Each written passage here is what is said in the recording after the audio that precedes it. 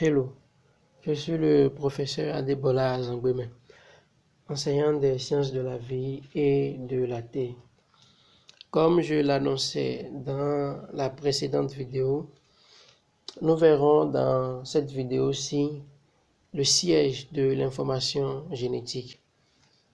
Nous verrons dans quelle partie de la cellule l'information génétique est localisée. Nous savons déjà ce que c'est que l'information génétique.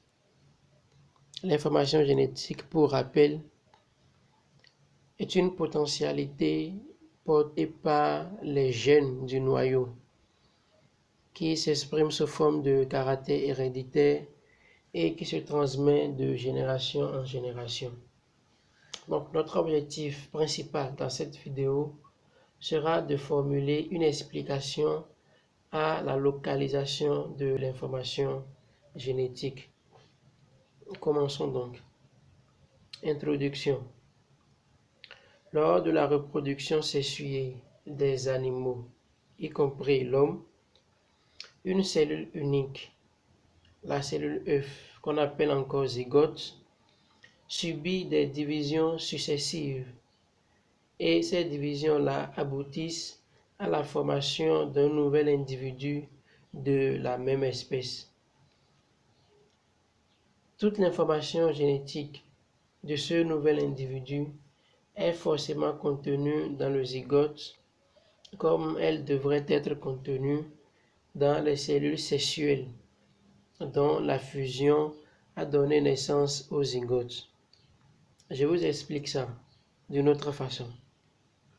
Vous savez déjà depuis les classes antérieures que pour former un nouvel individu, il faut forcément l'union et la fusion d'un spermatozoïde et d'un ovule.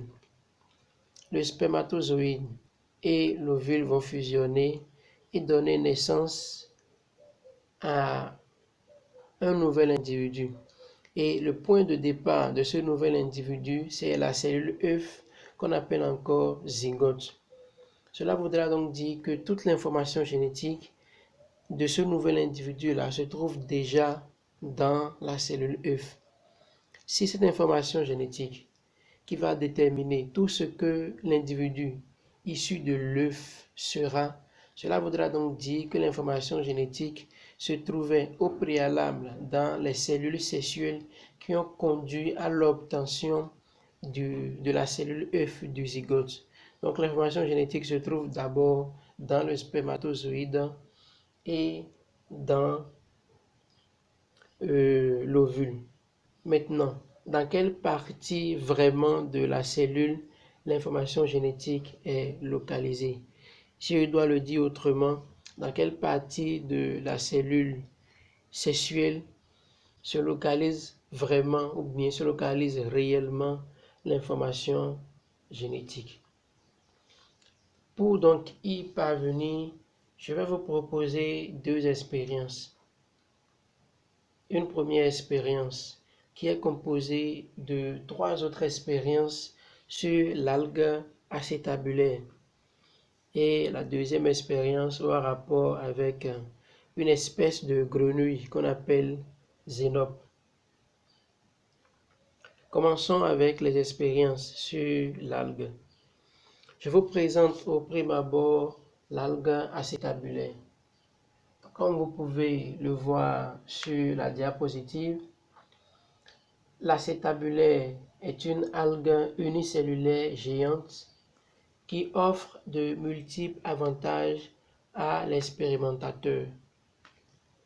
Le noyau de cette algue-là est toujours localisé près des rhizoïdes, qui sont une sorte de racines qui fixent l'algue au rocher.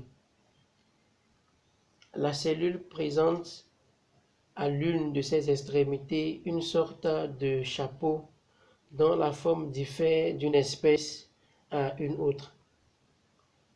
Nous distinguons en général deux espèces. Il y a une espèce dont le chapeau est crénelé et une autre espèce dont la forme du chapeau est normale. Voilà. Donc on parle, l'espèce est Acetabularia crenata ou Acetabularia crenulata et Acetabularia mediterranea. Certaines portions de la cellule de l'algue peuvent après isolement régénérer l'algue tout entière. Ce sont donc ces trois avantages qu'offre l'algue aux expérimentateurs qui leur offrent la possibilité de l'utiliser pour plusieurs expériences et en l'occurrence pour démontrer que, bon, je ne vais pas donner la réponse, pour démontrer le siège de l'information génétique. Première expérience donc sur l'information sur l'algue acétabulaire. Donc expérience 1, section et régénération. Donc le chapeau demeure vivant quelques semaines après, mais ne régénère pas de partie basale. La partie basale reste vivante quelques semaines, mais ne grandit pas. La partie basale régénère une cellule entière avec son chapeau. Ça, c'est la première expérience. Deuxième expérience, transplantation de noyau. Donc, aspiration du noyau avec une pipette, transplantation de ce noyau dans la partie centrale de l'algue, et la partie centrale, pourvue d'un noyau, régénère l'ensemble de l'algue. Ça, c'est la deuxième expérience. Troisième expérience, greffe croisée de noyaux. Donc, on procède à une greffe de noyaux entre Acetabularia mediterranea et Acetabularia crenulata. Donc, on observe à la fin une régénération d'un chapeau de type crenulata au niveau de l'espèce méditerranée et on observe une régénération d'un chapeau de type méditerranée au niveau de l'Acetabularia crenulata. Voici maintenant les expériences sur l'espèce plutôt de grenouille qu'on appelle Xénope. Voilà, vous avez l'expérience devant vous sur la diapositive. Très bien. Les indications sont les suivantes. Tire une conclusion de chacune des expériences relatives à l'acétabulaire après l'avoir analysé, bien entendu. Et en deux, on vous demande de tirer une conclusion de l'expérience qui a rapport avec le Xénope. Pour 3, proposer une explication à la localisation de l'information génétique à partir de la mise en relation des conclusions tirées des deux types d'expériences. Cela voudra donc dire quoi? Que vous êtes appelé à analyser chacune des expériences afin de proposer une explication à la localisation de l'information génétique. Je vous retrouve dans une prochaine vidéo pour répondre à cette